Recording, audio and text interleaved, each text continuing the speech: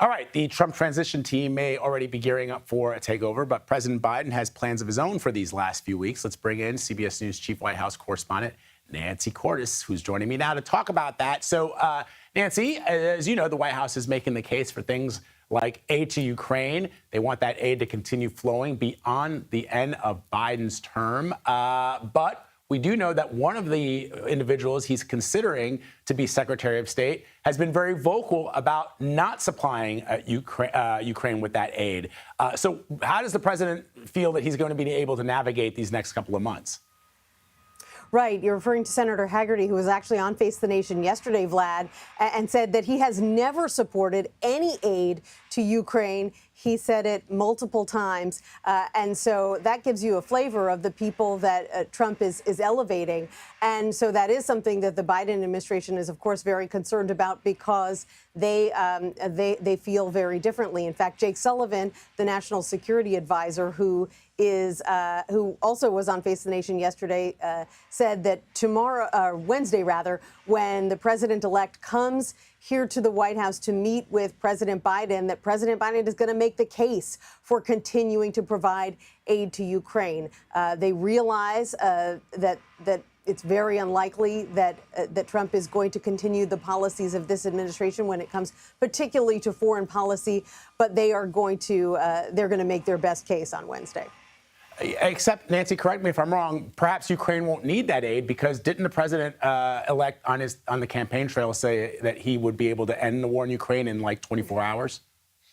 Right. And so that 24 hours actually ended last week. He said it would actually happen even before he took office once he was elected. That obviously hasn't happened. And certainly, yes, if the war somehow were to come to an end after all these years, Ukraine might not need more aid for fighting the war, but certainly a lot of U.S. allies in Europe would argue that Ukraine will continue to need a lot of help with rebuilding, not just its infrastructure, but its energy sector. Really every sector has been decimated over the past several years as it fights for its own survival against Russia.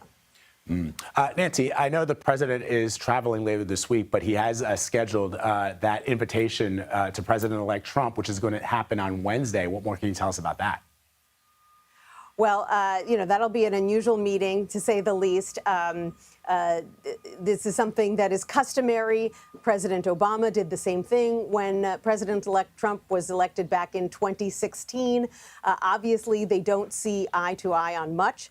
The White House has said that President Biden will also share his outlook on the Middle East conflict, and he'll try to probe where Donald Trump's head is on that issue as well. Because after all, while Trump has been victorious here, he doesn't take office for another 70 days or so. And so this is still a very fluid, tense situation in the Middle East that is going to be difficult for the Biden administration to handle, partly because now the Democratic Party is a lame duck. There's perhaps less reason for any leaders in the Middle East to listen to what the Biden administration is saying, but also because we now know that Donald Trump and his aides are starting to have conversations with those leaders in the Middle East, whether it is Israeli Prime Minister Benjamin Netanyahu or leaders from other countries. And so that can make things very, very tricky. It's not unexpected.